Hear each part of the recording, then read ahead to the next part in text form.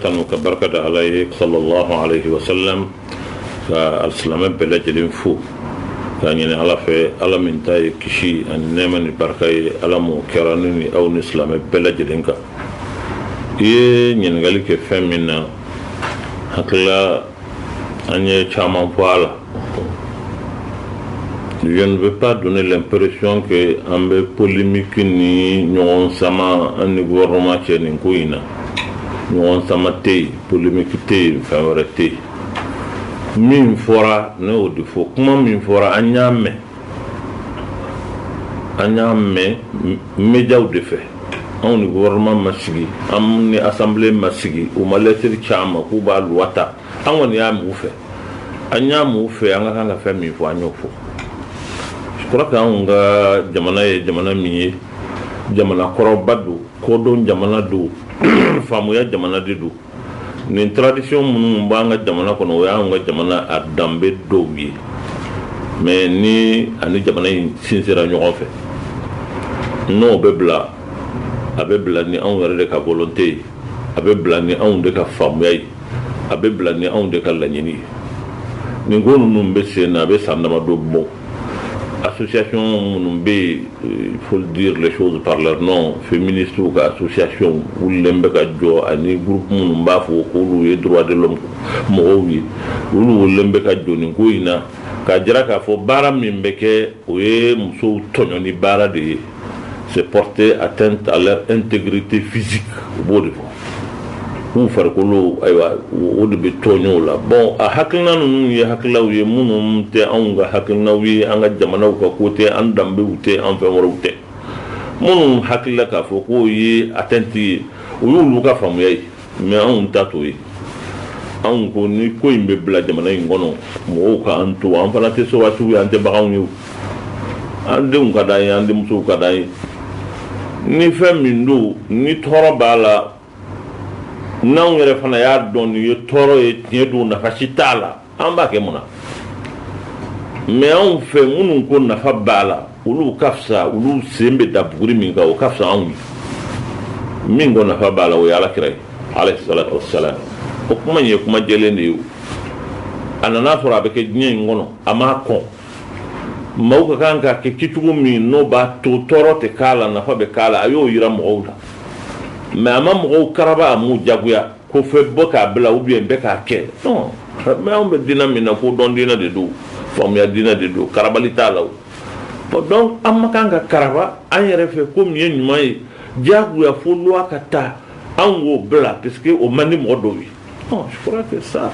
ni o fɛn sugu ninnu de ye kow ye minnu bɛ nana ni frustration ye a bɛ na ni choc ye mɔgɔw ni ɲɔgɔn cɛ mais qu'on nous laisse nous sommes des peuples libres. Voilà. Mais k'a fɛn wajibiya parce que a man di kariw ye u k'a kɛ wajibi ye a ka goya bɛ ye a man di ye o ye e bara ye musɔrɔsiri man di e ye ayiwa musow ka sutura o man di e ye nin man di ye nin man di ye o ye e ta ye i ka droit don i bɛ se k'o kɛ mais maa wɛrɛ don k'a fɔ maa wɛrɛ fana fɛn o fɛn ka go i ye fo ka goya o tigi ye moi je crois que o kɔni ye fɛnw ye fɛn minnu ni anw ka faamu cogo la fo ma kan ka kɛ ten min bɛ fɔ n'o ye liberté ye n'o ye tiɲɛ mais si la liberté est un droit pour tout un chacun on a droit à un choix mais aw b'a faamu cogo min na fo an ka faamu ten alors dans ce cas on n'est pas libre hakilila an bɛ diɲɛ min kɔnɔ bi hakilinaw ka kan ka bila mɔgɔw ye adamadenya kow ka kan ka faamu cogo la pour que fɛn ninnu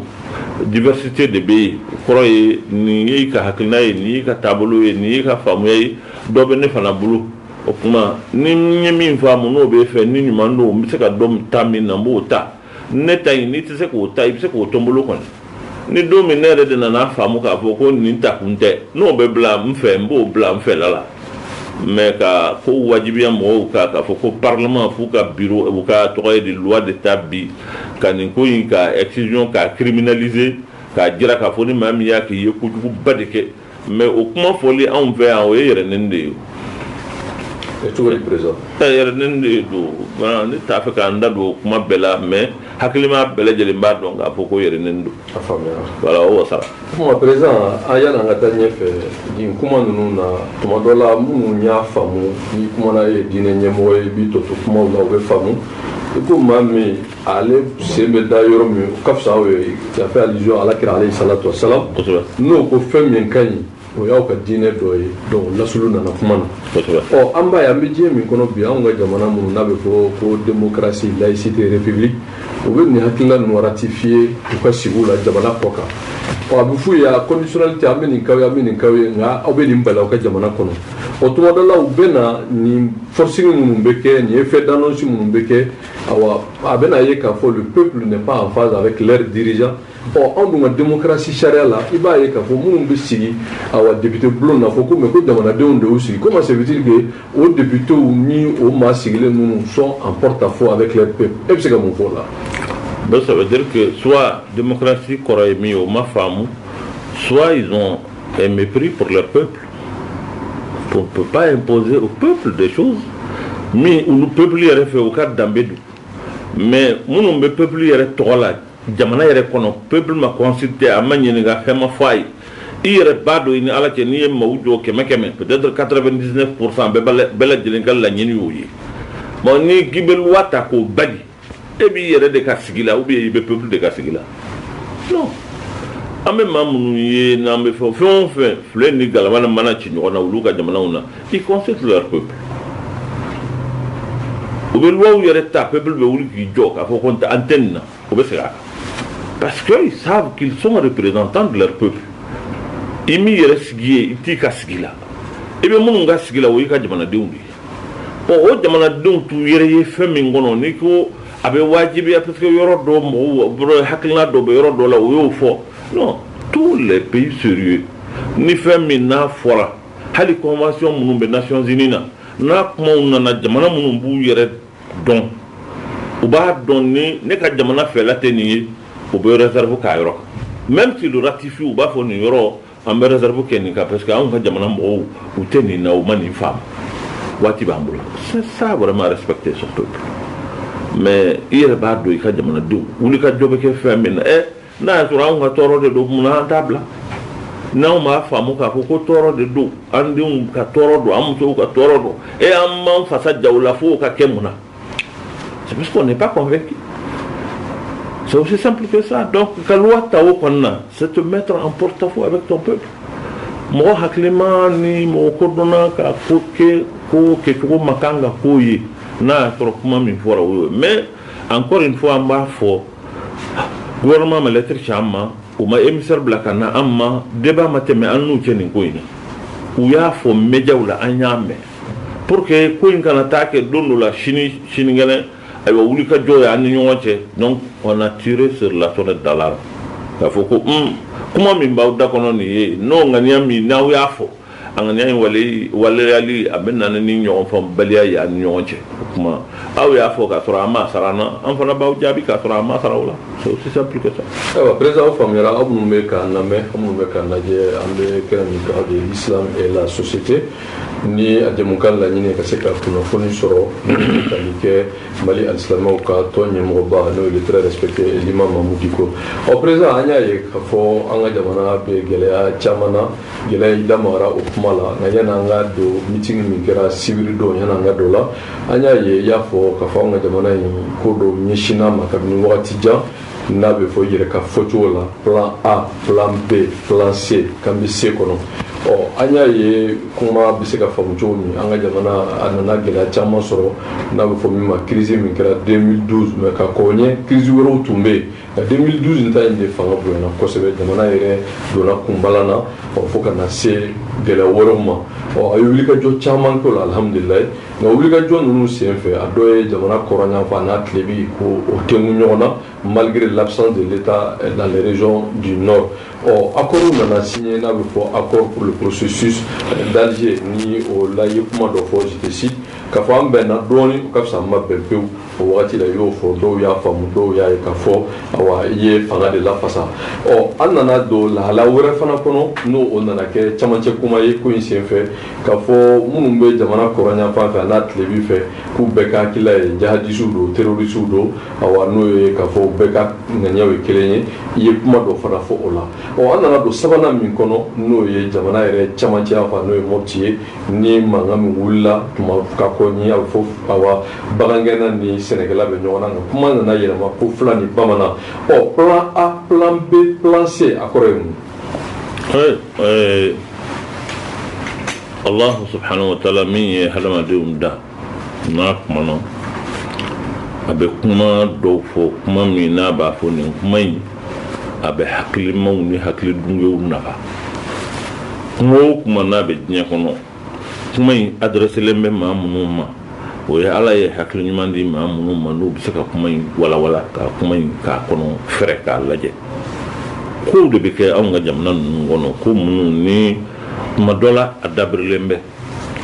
i bɛ taa sɔrɔ an bɛ ko caman na ko in yɛrɛ ye fɛn min ye an t'o dɔn bon an t'o dɔn o de y'a kɛ on gère les conséquences parce que ne connaissant pas les causes n'i tɛ fɛn yɛrɛ dɔn o kuma i ye min ye i b'o de gérer a bɛ komi maa min sigilen bɛ yɔrɔ dɔ la i ɲɛ bɛ sisi la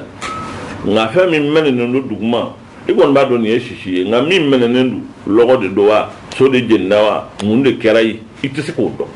i ɲɛ bɛ min na dɔrɔn o ye sisi ye anw ka jamanaw la tuma caman i bɛ taa sɔrɔ anw ɲɛ bɛ sisi la nka min mɛnɛnen bɛ duguma an t'o si dɔn c'est ça gérer les conséquences et puis ne pas savoir la cause parce que diɲɛ ko o ko bɛ yen a bɛ diagnostiquer de kɔrɔ ye fɛn bɛ walawala k'a lajɛ dɔgɔtɔrɔ ɲuman n'i nana a ma ko mangɛnɛ a bɛ fɛn minnu ɲini i fɛ o de ye ka diagnostiquer a tɛ pikiri k'i la ten o a tɛ fura di ma ten dɔrɔn parce que i ye min fɔ o ye kunkolodimi ye o parce que ko dɔw de bɛ kɛ sababu ye ka kunkolo dimi kunkolo tɛ dimi a yɛrɛ ma a sigilen bɛ organisme de kunna o kuma fɛn dɔw de bɛ yen n'olu dɔ bɔr'u la walima fɛn dɔw kɛr'u la o bɛ kɛ sababu ye kunkolo a bɛ dimi i bɛ se ka min fɔ dɔrɔn dɔgɔtɔrɔ ye o de ye kunkolo bɛ dimi nka ale b'a ɲɛɲini mun na kunkolo in b'i dimi c'est ça faire un diagnostic ka ko kɔrɔ ɲini k'a ɲɛdɔn anw ka jamanaw kɔnɔ a ka kan kow ka laɲini a ka ɲɛdɔn balawu wulila jamana kɔnɔ dɔw ye marifa ta kɔrɔn fɛ ka ɲɛsin jamana ma k'a kɛlɛ mun na olu y'a fɔ k'u b'a kɛlɛ min na mais anw fana ka kan k'a ɲɛɲini a ɲɛ yɛrɛ la n'u wuli kun ye jumɛn ye parce que n'i ye ko min dɔn i bɛ se k'o de kunbɛn mais i tɛ fɛn min si dɔn a tun bɛ ka gɛlɛn i bolo dɛ bon généralement anw t'a ɲini k'a dɔn olu yɛrɛ mana min fɔ anw ka revendication ye nin ye anw bɛ dan o ma non a tigi ni marifa de bɛ ɲɔgɔn na ale de bɛ na a b'a f'i ye dɔrɔn ne ka laɲini ye nin ye ɔhɔ i y'o mɛn nka i yɛrɛ y'a ɲɛɲini k'a ɲɛdɔn nin laɲini in kɔfɛ mun bɛ yen o de ka kan ka kɛ ko in na c'est pour cela ko in a bɛ taa a bɛ na a bɛ taa a bɛ na a bɛ taa a bɛ na fɛn min dun bɛ yen n'i t'a fɛ a k'i dun kana to a k'i sumusumu dɛ n'i bɛ siran fɛn min ka n'i dun kana sɔn a k'i sumusumu ni fɛn min ni i bɛ siran a ka n'i dun kana to a k'i sumusumu o kɔrɔ ye jumɛn ye i yɛrɛ bɛ jɔrɔ n'a ye n sɔrɔ a bɛ sɔn ka n dun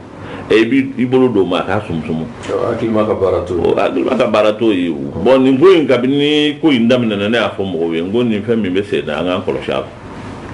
parce que 2012 ne ye kuma in fɔ n ko nin ko in maaw tɛ ni marifaw ni maramafɛnw tɛ se ka na jamana kɔrɔ yan fɛ ka n'u to o yɔrɔ la ko ayiwa don dɔw la u tɛna ɲini ka marifa ninnu kɛ fɛn dɔ ye non garnison tɛ o bɛ yen fɛn in bɛ yen ko dɔ de kama mais an sigira ka ko in k'a namu fo don min u nana biyan kuma min fɔra ni bɛɛ y'o mɛn o ye jumɛn ye f'u bɛna jamana ɲini u yɛrɛ ye kuma de fɔr'u ɲɛna yɔrɔ o yɔrɔ diɲɛ kɔnɔ farajɛ de bɛ ayiwa farafin mara ko mali in de kɔnɔ farafin de bɛ farajɛ mara a tɛ yɔrɔ si ni mali tɛ k'u don u kunma k'u lamurti ka maaw ɲini k'u sama k'u bɔ olu yɛrɛ k'a fɔ k'u b'u jamana k'o tigɛ ka jamana in tɔgɔ da u yɛrɛ ka kan na a n'u ka faamuya la sigibaa wɛrɛw dun b'a yɔrɔ la yen maa minnu ye empire fondé olu b'a yɔrɔ ye dugu minnu n'u tun ye o empire ninnu capitale ye o yɔrɔw bɛ yen ninnu ka nin fɔ o kɔrɔ ye k'a fɔ ko tariku ko tɛ o kuma dɔ de fɔr'u ɲɛna u wulila ka ɲɛsin jamana ma k'a ɲini k'a bɔrɔtɔ jamana min a fɔra bɛɛ lajɛlen y'a mɛn don min ni bin kɛra nord kan y'a mɛn k'a fɔ ko u y'u ka indépendance proclamée y'a mɛn sira jumɛn fɛ y'a mɛn France France 24 de mo a ma fɔ o de la o télévision y'a d'abord détaillé wa bon président au kɔrɔ i b'a fɛ k'a fɔ il y a la main de la France derrière. Moi, je ne dis pas la main de la France ou de Britannique ou bien de Bamako ou de... Non. Je parle à des gens qui sont intelligents. De comment fera Haklima Beledjelim, comment femme. Mais à indépendance déclarée à Yoromi, à déclarer Yoromi France 24, qu'on en a dit. Mme Sigraka, comment faut, à donner nous, à y calanquer Bamakoya. Voilà, Moho Bardon. A kun bɛ jatigila la yɔrɔ min na o dɔnnen o de sigira k'a fɔ san kɛmɛ naani u bɛ ka fɛn min ɲini a sɔrɔla bi mais c'est pas vrai, c'est falsifier l'histoire, c'est dire des choses qui ne sont pas réelles bɛɛ lajɛlen b'o dɔn o kuma in tɛ tiɲɛ ye bon bref o kuma in nana ka na don mɔgɔw kuma ka fɛn in yɛlɛmɛ a laban mɔgɔ fagaw kɛra fɛn wɛrɛw kɛra u ni maa wɛrɛw jɛra ka baara in kɛ parce que i b'i ka ko la maa wɛrɛ fana b'a ta la o ni minnu jɛra ka nin janfa in siri o tigilamɔgɔw b'u yɛrɛ proclamer u b'u yɛrɛ réclamer ni fɛn min ye o ye diinɛ ko ye o tigilamɔgɔw de labanna k'a fɔ ko o tuma n'aw ni aw ma bɛn a la kuma aw ka taa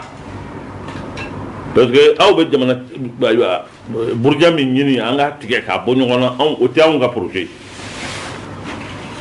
olu bɔra a la maa minnu nana kuma fɔra a fɔra e y'a mɛn ne y'a mɛn mɔgɔ wɛrɛ y'a mɛn ko nin kɔni ni Mali bɛ farati de la maa minnu filɛ nin ye ka diinɛ kuma fɔ yenfɛla in na mais u correspondant bɛ yan a bɛ sidi yɛrɛ la a selili dɔrɔmantu bɛ yan a fɛn ninnu bɛ yan nin bɛ yan a bɛɛ ye kelen ye o dununkan fana wulila mais laɲini min b'a la o ye jumɛn ye min ma se ka sɔrɔ don in na ni nin bɛ se ka kɛ sababu ye o ka sɔrɔ o de ye jamanadenw k'u kɛ ɲɔgɔn kan an k'an kɛ ɲɔgɔn kan ka ɲɔgɔn fa anw ni chrétien tɛ dɛ o tɛ sɔn k'o kɛ u b'o kɔrɔ dɔn mais an yɛrɛ dama silamɛw k'a dɔn an n'an hakili cɛ mun b'a to an yɛrɛ dama bɛ berew ni besew ni fɛnw ta ɲɔgɔn kama ka ɲɔgɔn fa u y'o de ɲini mais ala barika la o ma se ka kɛ an ka jamana na c'est ça le plan B hakilima bɛɛ lajɛlen b'a faamu o ma se ka sɔrɔ o ma sira sɔrɔ mun wɛrɛ kɛra o de ye se min ne b'a fɔ moi je ne parle pas au hasard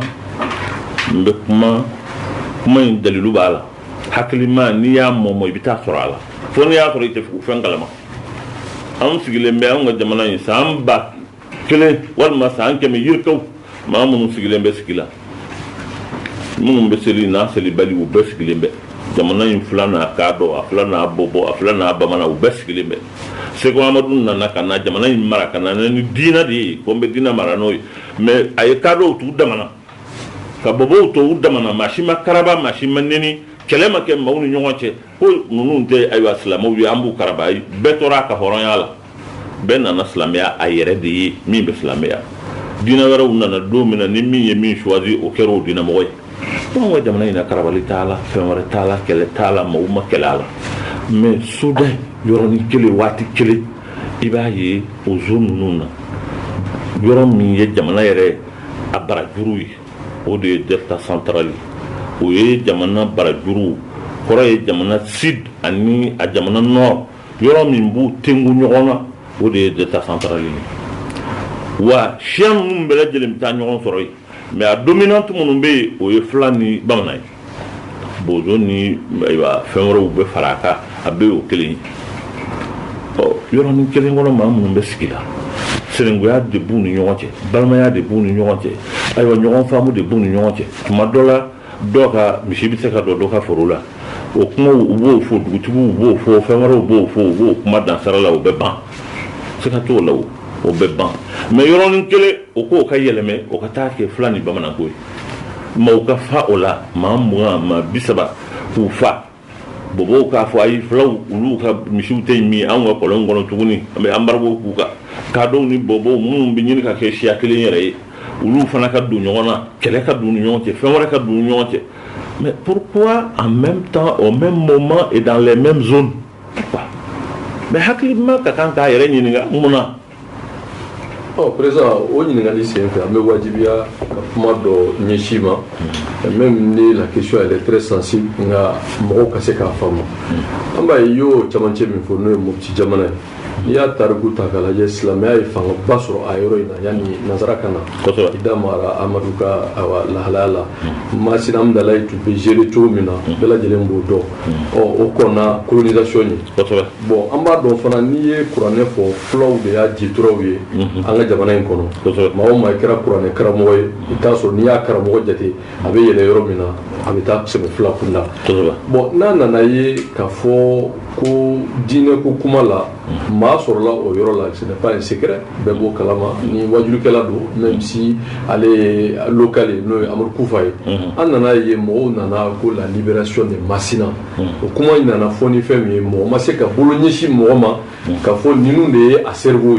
N'a comment il n'en a Moumuromena, Mimbe Fort Tabali Djugoro, Ko. Fula minnu bɛ yen olu ye awamaw ye minnu ye jihadistes ye ou bien des complices de jihadistes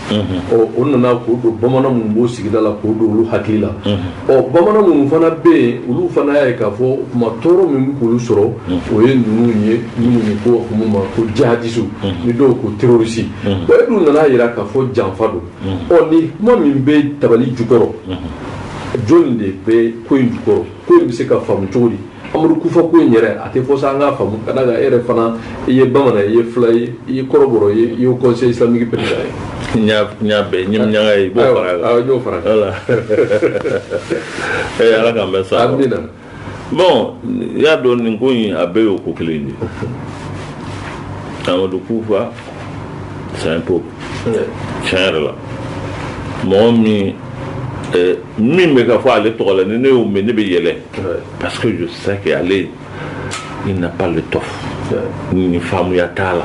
il est local comme tu l'as dit local yɛrɛ yɛrɛ de don a faamuya t'a la a kodɔn t'a la ayi a keguya t'a la mais c'est un naïf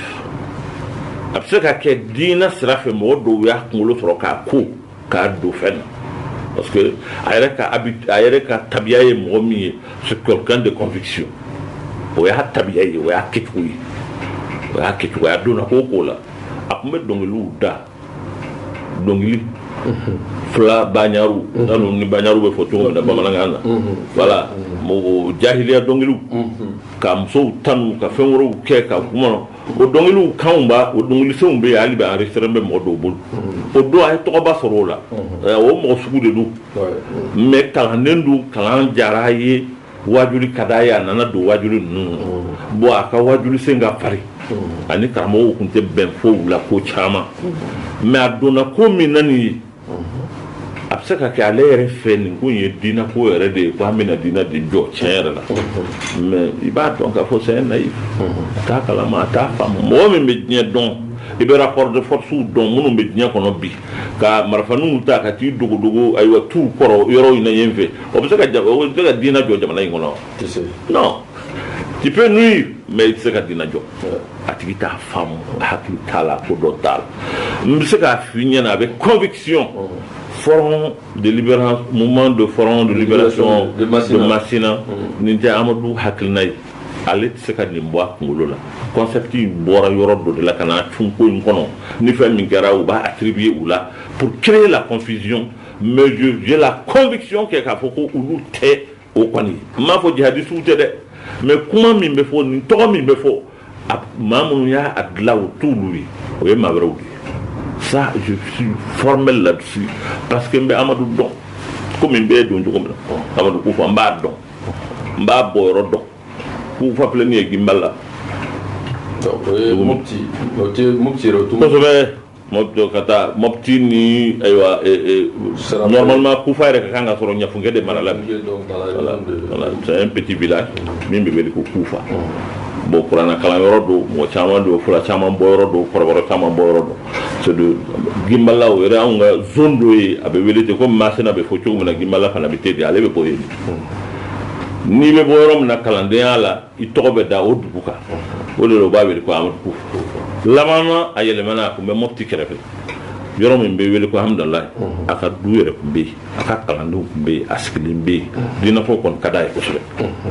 alors kɔni se ka t'o la mais ka fɔ ko hakili b'a la pour prendre le pays ka marifaw ta ko n bɛ jihadi kɛ ko n bɛ nin kɛ il peut être entraîné là-dedans a bɛ se ka don parce que ko min don ni donna la bɔcogo ka gɛlɛn bɔcogo ka gɛlɛn o kɔrɔ ye jumɛn président bɔcogo ka gɛlɛn maa minnu ye marifa t'i bolo wari t'i bolo fɛn t'i bolo minnu ye marifa ni fɛn d'i ma bon ni n'u ma bɛn a la i bɛ bɔ ten wa bon i bɛ jamana minnu fana kɔnɔ o jamanaw ni nin tɔgɔ dar'i la ka ban olu t'a fɛ ka hali ka kuma n'i ye fɛɛrɛ si tɛ kɛ pour que ka aw bɔ o fili kɔnɔ parce que il y a un complot international il faut le dire mɔgɔ o mɔgɔ n'a welela k'a fɔ k'o ye jihadiste ye ou bien o ye silamɛ fɛnw ye on les met dans un carcan où personne ne veut parler avec eux ni hadamaden min bɛ fili la mɔgɔ si ma sɔrɔ min bɛ kun min fɛ e bɛ bɔ o fili la wa donc i bɛ kɛ fɛn joginen de ye parce que e yɛrɛ fɛ jamana y'i bila a ɲugura i la a ye e ni kuma man kan donc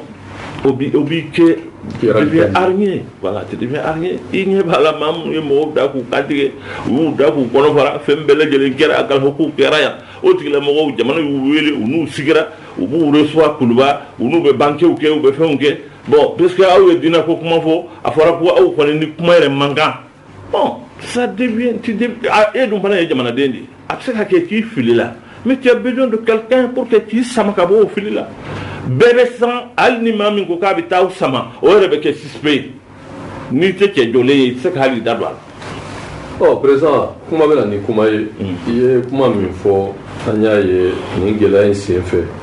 a bɛ nin ka kalo kelen bɔ min ye fagali min kɛra o zone nin na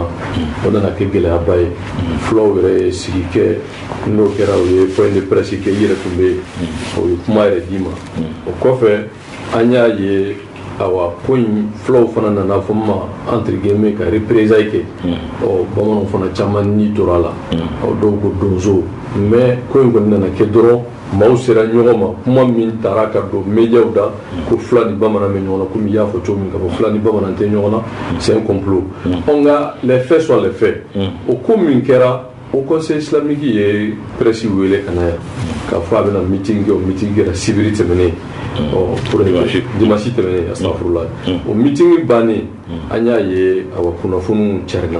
nka meeting in na aw ye recommandation ka résolution kɛ nka kuma minnu fɔra meeting kɛnɛ kan a dɔ ye ko mais maa minnu bɛ Mopti yɔrɔ in na n'a bɛ fɔ ko terroriste bɛ jihadiste don a minnu ye jamanadenw ye ni fila kamalenw don munna kuma tɛ k'u fɛ minnu bɛ bɔ yɔrɔ wɛrɛ o bɛ faamu mais minnu yɛrɛ ye jamanadenw ye n'u donna nin ko in na ka bolo bɔ u nɔfɛ u ka don dans la république e y'o kuma fɔ i ye écho favorable sɔrɔ bɛ maa sɔrɔ parce que misaliyala ka kɔni ɲɛ an y'a ye lettre dɔ tun cira min bɔra Iyad yɔrɔ e yɛrɛ y'a confirmé o tilara ka démenti k'u m'a fɔ o fila ni ɲɔgɔn cɛ nin fana nana don a la e ko ni maa min tɛ maa jɔlen i da yɛrɛ tɛ se ka maga kuma la e ka logique ye mun ye est ce que kuma kan ka kɛ ni Mali jihadistes ye wa ou bien u kan ka traiter comme tel k'o ɲini k'u situru komi nanzara y'a bolo da cogo min.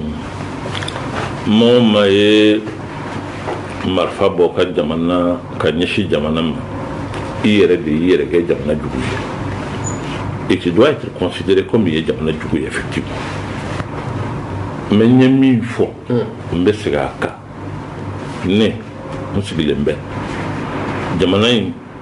mo hakami mbala bi, do ka fola million tani wolumfla, wal masegi. Ni yota, min ya la slamé, a dokwara tuoto, tani wolumfla be soro segi, be a tokay de slamé, na ya toro tani segi de. Ni tani wolonfila de do a dɔgɔyara cogo cogo tani wɔɔrɔ o ye silamɛ o silamɛw ka fara ɲɔgɔn kan k'u bolo ɲɛsin maa ma ko an dalen b'i la anw ka diinɛ ko e k'a kuma fɔ silamɛw danayaba de dir'i ma o danaya min dira ne ma ne b'o kɔrɔ dɔn ne ni ala cɛla la o danaya in min fɔlɔ min y'a di o ye de ala ye subhana o bɛ ne ni ala cɛ a bɛ ni silamɛ ɲɔgɔnw cɛ a bɛ ni hɔrɔn ɲɔgɔnw cɛ autant que ne hakili b'a cogo la ne b'o jamana kelen in kɔnɔ ni tɔɔrɔ bɛ silamɛw kunda fagali bɛ ka kɛ jamana kɔnɔ minnu bɛ fa o ye silamɛw ye minnu bɛ faali kɛ o ye silamɛw ye mais ni ne y'o responsable ye ne ka kan ka fɛɛrɛ ɲini o kan n bɛ se ka don yɔrɔ o yɔrɔ pour que fɛɛrɛ ka sɔrɔ a la ne ka kan ka fɛɛrɛ ɲinin na ne fɛ o ye devoir de ye ne bolo un devoir religieux et un devoir citoyen o de y'a kɛ ne wulila ka jɔ n bɛ fɛn o fɛn kɛ n bɛ n sara maaw la minnu bɛ jamana kɔnɔ k'a fɔ ko n bɛ nin ko kan k'a ko ɲɛɲini kow don tuma dɔ la a tɛ se ka kɛ ko woyɔlenw ye gundula baaraw don fɛn caman b'a kɔnɔ minnu tɛ se ka fɔ kɛnɛ kan an y'o ɲininiw de kɛ ko intermédiaires ɲini ka kumaɲɔgɔnyaw ɲini ka fɛn wɛrɛw ɲini ka fɛn caman ɲini fo ka na ko in boloda cogo la min anw yɛrɛ fɛ a ka kan ka solution sɔrɔ lettre min cira ne ma a diffuser fɛn na tɔgɔ ye di minnu bɛ fɛn in diffuser internet voilà Malijet ne m'a di Malijet ma Malijet mɔgɔw ye ne wele di u ko lettre dɔw b'an bolo dɔw nana di minnu taara di falan t'u dɔn a u ye nin fɔ n ko n bɛ nin kɔni kalama n b'a kalama voilà n b'a kalama o kɔrɔ ye n b'a dɔn ne n'u tigilamɔgɔw cɛ o nin kumakan in b'an ni ɲɔgɔn cɛ nin lahidukan in b'an ni ɲɔgɔn cɛ n b'o kalama bon n'olu y'a diffuser minnu y'a diffuser certainement olu de tun b'a fɛ ka fɛn in capoter n nana o de faamu kɔfɛ parce que u ye ko wɛrɛw fana kɛ min dalilu bɛ bolo c'est pour l'histoire don dɔ la a kuma bɛ fɔ donc anw ka jamana in ni n ko a bɛ complot la je sais de quoi je parle ne tɛ kuma n kun fɛ dɛ voilà nka fɛnw bɛɛ n'a fɔ don do a n'a fɔ waati do ani i ka kan ka fɔ circonstance minnu kɔnɔ bi min bɛ se ka fɔ o ye o baaraw kɛra o ye tiɲɛ fila minnu bɛ yen je ne cache rien n y'a ɲini pour être en contact avec eux parce que bɛ Hamadu Kufa dɔn personnellement bon a caman tugura a kɔ denmisɛnninw na mais u tun bɛ Bamakɔ yan a caman u jatigiw bɛ yan u kalanyɔrɔw bɛ yan u fɛn wɛrɛw bɛ yan an b'u dɔn an ye mɔgɔ kibaruya mɛn an bɛ min dɔn kɔrɔlen k'a fɔ a b'a yɔrɔ la an y'a ɲini ka contacter don an n'u cɛ pour que an ka se ka kuma u fɛ u k'a dɔn u bɛ fɛn min na jamana in tɔɔrɔ de bɛ sɔrɔ a la u yɛrɛ ka balimaw n'u sinjiw bɛna tɔɔrɔ de sɔrɔ a la jamana bɛ tɔɔrɔ sɔrɔ a la silamɛya bɛ tɔɔrɔ sɔrɔ a la o tuma n'u m'a faamu u k'a faamu o kumaw bɛ sen na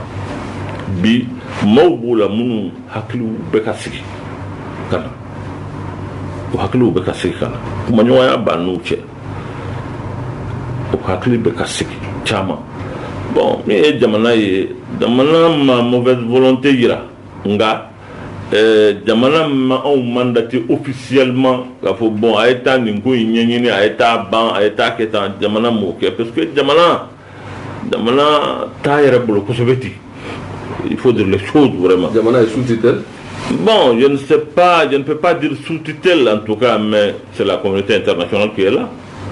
Mais ministre va bien, moi, Batani Sabani ko bien, ou bien Mounia.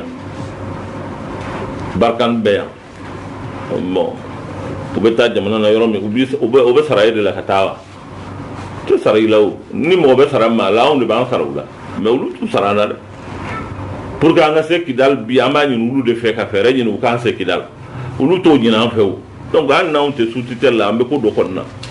ayo président o famera amena meeting konna la anya ye ga meeting kuma na ye kuma do fo kuma nu famera jamana don fe no ye anyere dama angana senyo yo wala nga do ko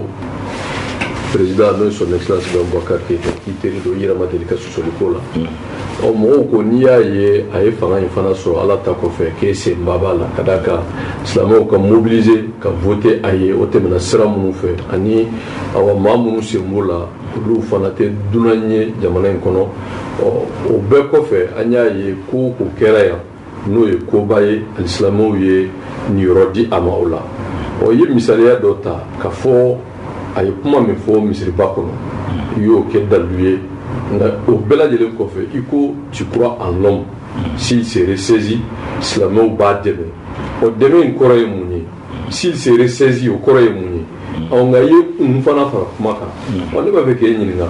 yala jamana kalifalen don maa min ma bi n'i teri don o dɔrɔn tɛ jamana kuntigi n'o Ibrahima Boubacar Keïta ye e n'a ka jɛ kɔnɔna i y'o fɔ k'o fɔ nka i delila ka kuma dɔ fana fɔ ka fɔ i ka diinɛ ani jamana i t'o bila fɛn bɛɛ ye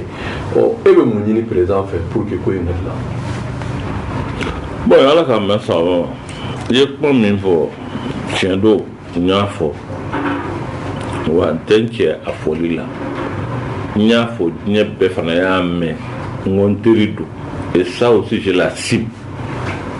ne tɛ mɔgɔ ye min b'a fɔ peut-être bi mɔgɔw b'a kɔrɔfɔ mɔgɔw ko a bɛ tan mɔgɔw ko a bɛ tan o tuma n k'a renier k'a kɛ komi ne n'a tɛ ɲɔgɔn dɔn ou bien fɛn t'an ni ɲɔgɔn cɛ je peux pas faire ça ne ka adamadenya to yen et puis ne tɛ parti politique ye min ni ko ka di bon an bɛ alliance la ko man di n y'i bila bon non anw jɛra adamadenya ni hɔrɔnya de la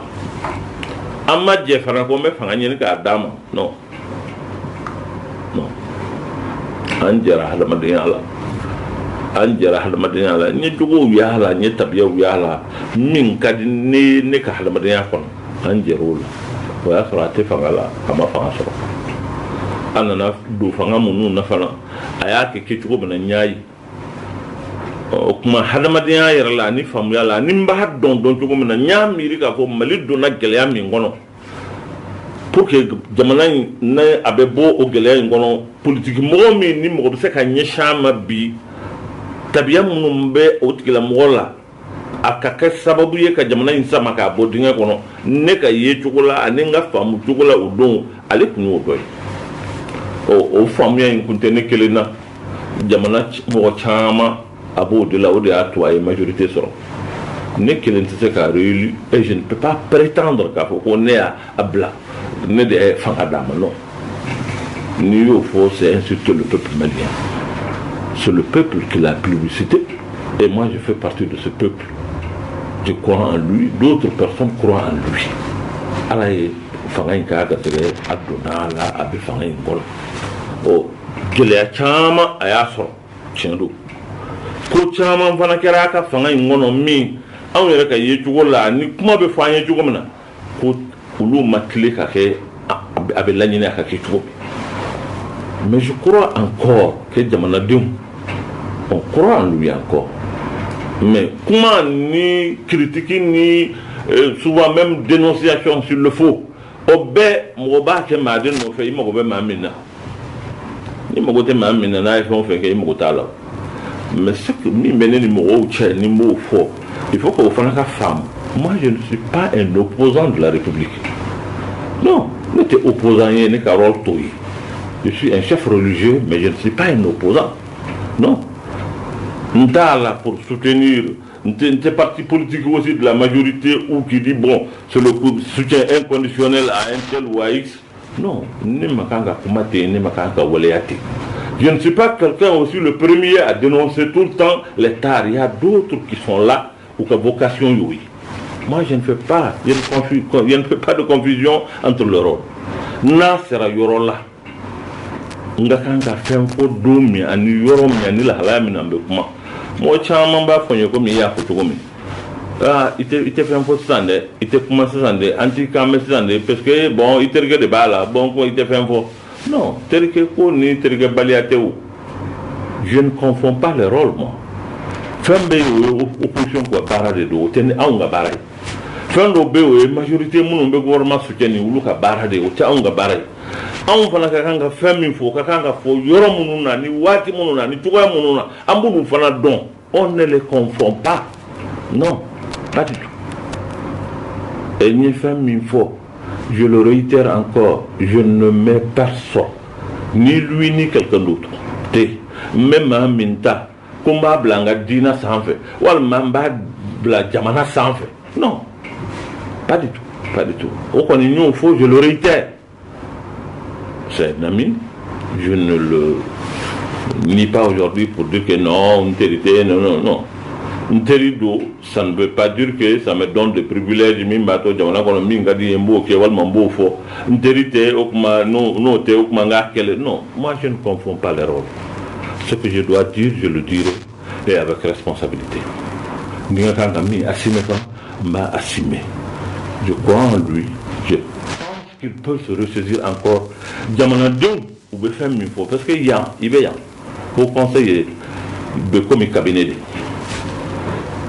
ko bɛ jamana kɔnɔ société problème bɛɛ a bɛɛ bɛ na yan problème fɛn o fɛn bɛ yen dugukolo ko o fɛn wɛrɛ ko u bɛna maa min kɛ o bɛ ka maa minnu ka yɔrɔ ci o fɛn wɛrɛ o a bɛɛ lajɛlen bɛ boli ka na yɔrɔ min o ye yan ye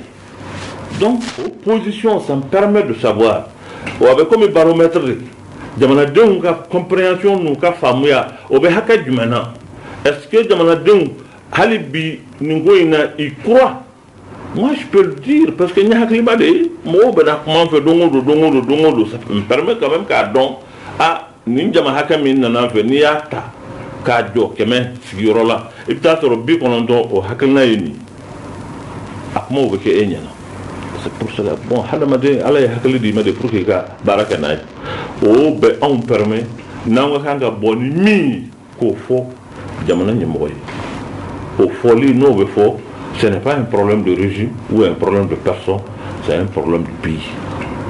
Ni min ka kanga fo pour que ka jamana nyemo bla sara o la o be fo anyana.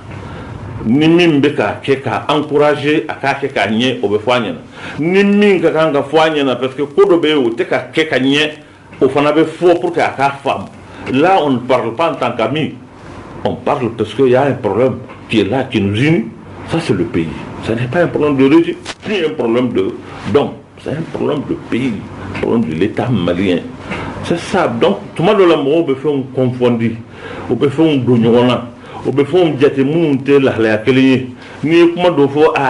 comment atterrir à Bortora, atterrir. Non. Ni faire de fois, ni avec un niveau à serrer de l'eau, avec à soutenir. Non. Mais je crois qu'il est grand temps que moi, ou que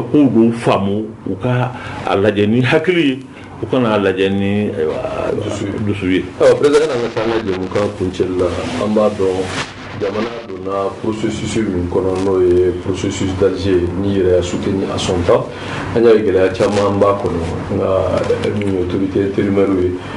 Kidal ta kɔni sigira hali ni a ma nɔgɔya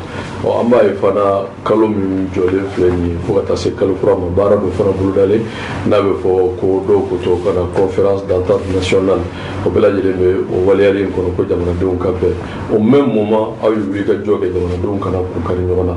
est-ce que ni ɲininkara bi ko in bɛ taa taabolo min na ani a bɛ ka manager cogo min na e bolo baara min ni a bolodalen don ni a ɲɛmɔgɔ kalifalen don maa min ma Baba Hakim Aidara ye ka nin ko in waleya ni a ko in senfɛ an ye ɲininkaliw kɛ a son temps an y'a ye diinɛmɔgɔw da ma don a la a dun fɔra ko jamana in tɛ se ka jɔ diinɛmɔgɔw kɔ o misaliya ye ni gɛlɛya kɛra aw bɛ wele nka n'a sera a laïcité n'a république ni a tubabukan ba fɔ ma aw bɛ sen bɔ a la n b'a fɛ k'i ɲininka est-ce que on vous a donné un rôle n'a ma di aw ma aw ka rôle ye mun ye ou bien aw ka position ye mun ye a ko la o ɲininkali min si wa. Ala k'an bɛɛ sababa bon il faut que an k'a faamu anw ka ko in tɛ rôle ko dama ye non pas en termes de rôle a dira an ma a ma d'an ma o de bɛ kɛ anw ka participation ye o de bɛ k'an jɔyɔrɔ finɛ et puis ko in a bɛ ɲɛ wa a tɛ ɲɛ wa moi je reste optimiste comme je l'ai de nature et alisilamɛ i bɛ kuma ɲuman de fɔ i bɛ hɛrɛ de jigi ni jamana ɲɛmɔgɔ ye nin kalifa an ka cɛkɔrɔba la min ye ayiwa Baba Hakim Aidara mɔgɔkɔrɔba don hakilima don kodɔnna don danaya dara a kan jamanadenw cɛla k'a fɔ k'ale de ka nin kɛ a si bɛ yɔrɔ min na a n'o hakili sigi ka kan a ye fɛn minnu ye diɲɛ kɔnɔ a n'a tɛmɛna yɔrɔ minnu na mɔgɔ b'a a jigi k'a fɔ ni nin dira an ma ni Ala sɔnna a bɛna kɛ sababu ye pour que kumaɲɔgɔnya ka kɛ jamanadenw ni ɲɔgɔn cɛ u ka ɲɔgɔn faamu min ye anw ta ye religieux bon sisan cikan bɔra ka na anw ma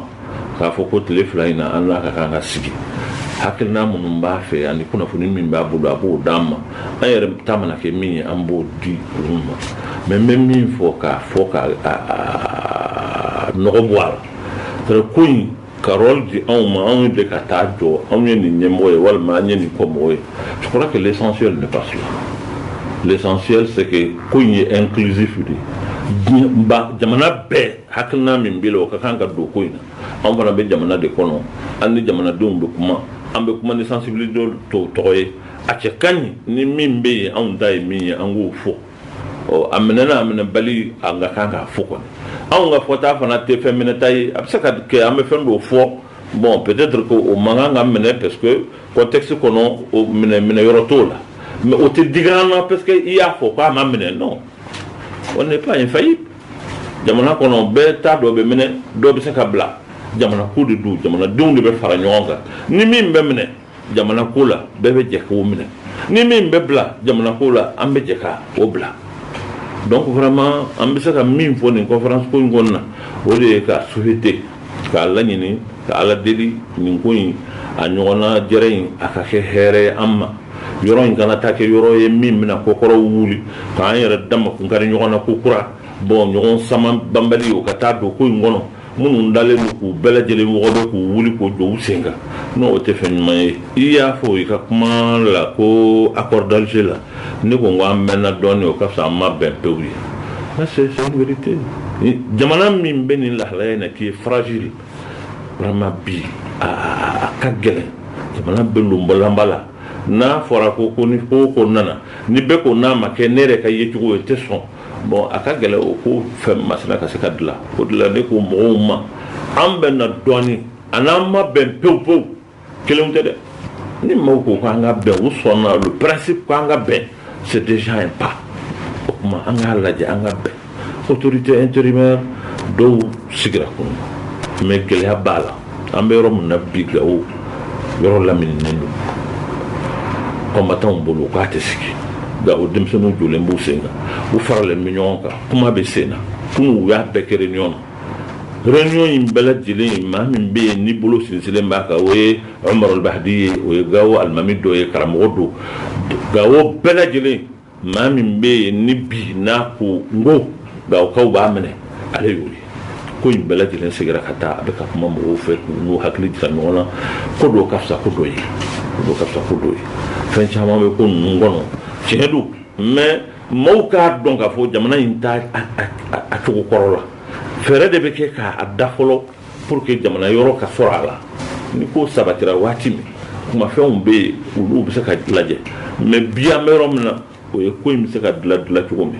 bon ambe do wude ke ni ko mun ngara ala ko ke nyumay kidal tamin sigira ala ka ke jamana ma here yoro mun dama sigi fana halibi ala ka hakli nyuman di mo na sigi ni de nyumay ala ka sabati na sigi balil fana de nyumay ma halibi ala ka hakli nyuman na ba pesa ni ngalla ba me yana nga jomu kan kunche islamo ba ye ka fo ye kele bake ni islamo ya to ni jamana beturi ko ala no islamo ka fusiri o atna siga tariku ka mo ba fo yere de terge be fala adu mo wole o jabi mo bon terge be fala no ko intenyo e sala ni jamana a gestion di chado on ga islam furusiri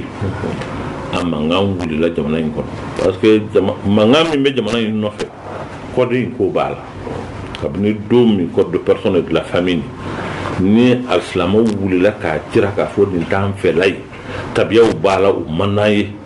ni jamana yere ya taka ka nyeshama halibi ko kelende do parce que no fo o ne ka conviction de parce que o de kara sababu unna na don ka fo ko ja mali yere aslamera ka bampo wulika jomi gara ko no fede unna na famodi la kabnu yo famu jamana malafia parce que l'islam jamana be yoro bi ni islam ya sebe bala we have déstabilisé abe o e chien de donc le Mali abo la la nuna e anyo grika joke code mimbe mariage religieux be code ni kono anga assemblée nationale souveraine o sigira ka a voté tukuni ka fo mariage religieux aka kanka rekoni jamana kono effet juridique ka kanka dam président min kumbe no ya matumani aya bolono do ala ka a promulguer ni famille ni assemblée ya voté ni jamana nyemo ya promulguer o loi do de jamana kono